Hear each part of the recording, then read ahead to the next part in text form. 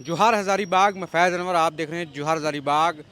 नशा का एक मामला है हज़ारीबाग क्या पूरे झारखंड में छाया हुआ है, लेकिन इचाक एक क्षेत्र है जहां पे बहुत ज़्यादा नशा का कारोबार चल रहा था और लोग जो है युवा जो है नशे की तरफ जा रहे थे। उसी को लेकर वहां के लोगों ने एक ऐसा प्रावधान रखा है जो अजीबोगरीब है, जो यूनिक है। अगर कोई नशा बेचता है तो उसको 1 लाख रुपये का दंड लगेगा। अगर कोई नशा का सेवन करता है तो उसको 50,000 का जुर्माना लगेगा और जो नशे वाले को पकड़ कर देगा उसको 10,000 का इनाम भी मिलेगा। इस तरह का प्रावधान जो है वो रखा है। गौतम जी और उनके साथ कई लोग थे। कौन लोग हैं ये जो इस तरह का प्रावधान आपके गांव में रख रहे हैं? देखिए, सबसे पहली बात यह है कि जो मामला भी हो रहा है हमारे क्षेत्र में, क्राइम बहुत ज़्यादा हो रहा है। क्राइम का सबसे बड़ा जड़ होता है जुआ और नशा। ठीक है, अगर ये दोनों चीज़ को कंट्रोल कर लिया जाए तो स्वतः हर क्षेत्र में जो क्राइम बंद हो जाएगा।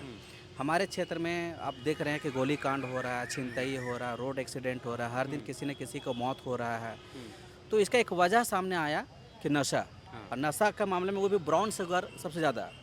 तो ब्राउन शुगर पहले तो हम लोग बड़े बड़े महान। अपने बच्चों को अब दूर भेजने की जरूरत नहीं, अपने सामने बनाइए उन्हें डॉक्टर और इंजीनियर। ज्वाइन कराइए आकाश इंस्टीट्यूट, जहां हो चुका है मेडिकल और इंजीनियरिंग के लिए प्रवेश प्रारंभ। Aakash Hazaribagh, first floor, above Reliance smart point, Atal Chowk. नगरों में सुनते थे, बड़े बड़े लोग पीते थे। अब ये इसका जड़ जो है हमारे ग्रामीण क्षेत्र में छोटे छोटे युवाओं तक पहुंच गया है। ठीक है, अभी जितनी भी बहालियां हो रही है, अगर 10 किलोमीटर का भी दौड़ होता है तो उसमें युवा लोग पिछड़ जा रहे हैं। तो उसका मेन रीज़न है कि ये नशा, उसका इम्यून सिस्टम कमज़ोर होते जा रहा है। तो हम लोगों ने देख रहे हैं कि प्रशासन जो उस तरह से कार्रवाई नहीं कर रहे थे, तो क्योंकि प्रशासन जो भी आते हैं, चाहे बीडीओ हो, चाहे सीओ हो, चाहे थाना प्रभारी हो, अगर प्रखंड मुख्यालय में आते हैं तो वो लोग क्या एक मेहमान के जैसे आते हैं, फिर राजा बन के जाते हैं। भुगतना पड़ता है यहाँ के जनता को। अगर चोरी हो रहा है भुगतना किसको पड़ रहा है? वहाँ के जनता को। और तुरंत कार्रवाई भी नहीं हो रहा है। तो इस कंडीशन में हम लोग एक सामाजिक पहल किए कि इसको कैसे कंट्रोल किया जाए। हम लोगों ने मुहिम भी चलाया बहुत जगह कि जो लोग युवा लोग इसमें बर्बाद हो रहे हैं, जो इसके चपेट में आ रहे हैं, अब साल 2 साल रहने के बावजूद भी, जेल जाने के बावजूद भी उस पर नियंत्रण नहीं हो पा रहा था।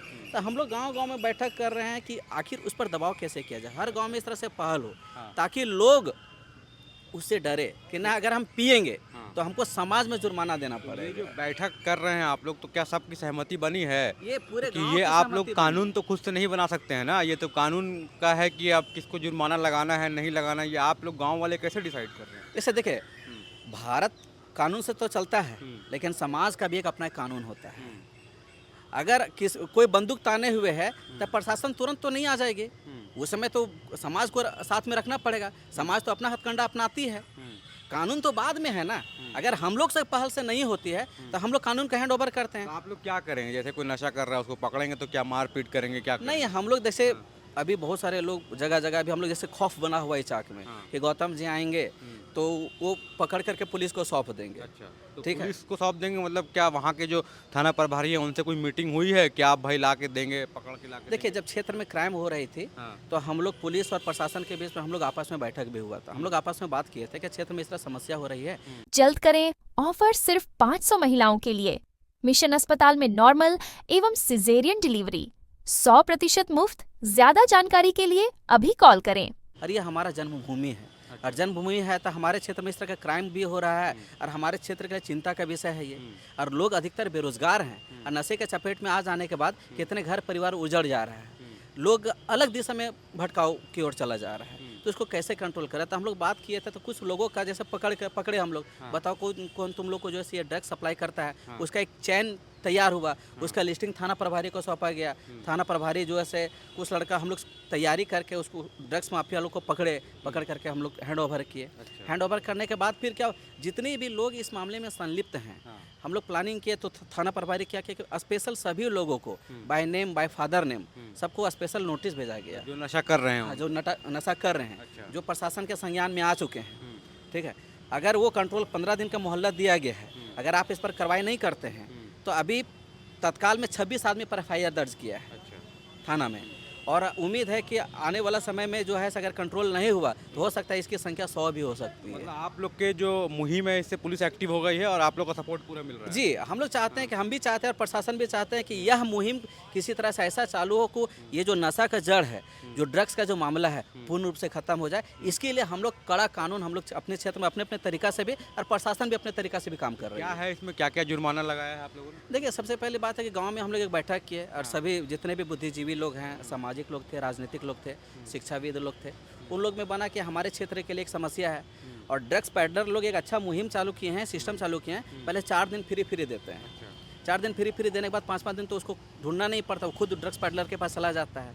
अगर उसके पास पैसा नहीं रहे तो क्या करता है, रोड में चलते किसी का सामान नहीं मिला वो बेच दिया, किसी को राशन दुकान के सामने अगर कोयला रहा उसको बेच दिया, कोई बर्तन रखा रहा लोहा पीतल तांबा वगैरह का उसको बेच दिया। तो क्राइम ऑटोमेटिक इस तरह से बढ़ रहा है। चलते चलते कोई रात में जा रहा है तो उसको डर हो रहा पैदा हो रहा है कि मेरा मोटरसाइकिल कोई ना छीन ले, मेरा कोई मोबाइल ना छीन ले, पकड़ करके कोई कट्टा दिखा करके जो पैसा ना छीन ले। इस तरह का मामला बार बार हमारे क्षेत्र में दिख रहा था। अभी कुछ दिन के पहले बता रहे हैं, हमारे एक मित्र हैं मुकेश साहू जी, वो फेरी का काम करता था। वो बहुत मेहनती आदमी था, अच्छा आदमी था और वो मंडई तरफ को गया था थोड़ा जैसे कबाड़ उबाड़ खरीदने के लिए। उसमें कुछ ड्रग्स माफिया लोग क्या क्या बोला कि मेरा एरिया चलिए थोड़ा सा, हम आपको जो है कुछ मात्रा में कबाड़ हम आपको देते हैं। अब क्या क्या ले गया, बेचारा सीधा साधा था, उसको मारा भी, अब ब्लेड से चीर चार भी दिया, पैसा 7-8 हज़ार रुपये तो वो भी छीन लिया, बर्तन उर्तन था वो भी छीन लिया।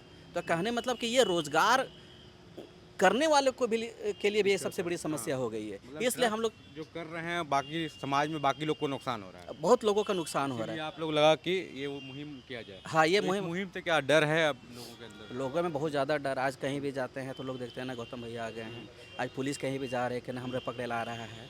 ठीक है, बहुत सारे लोग ऐसे हैं कि जब लिस्टिंग तैयार हुआ, हम लोग सोशल मीडिया का उपयोग कर रहे हैं कि फलना फलना आदमी लोग बेच रहा है और जो वायरल हो रहा है। अब देखिए, इस मामला से छोड़ करके बहुत सारे लोग क्या है कि दिल्ली मुंबई कमाने के लिए बाहर चले गए हैं। मतलब बहुत कंट्रोल भी हो रहा है। दूसरी मामला ये है कि बहुत सारे लोग युवा लोग ऐसा हैं जो किसी को पता नहीं है लेकिन उसका शादी सेट हो गया है। जब अगले लोगों को पता चल जा रहा है कि ये लोग जो ड्रग्स का सेवन करते हैं आज उसका रिश्ता टूट जा रहा है, तो कहीं ना कहीं भय तो है।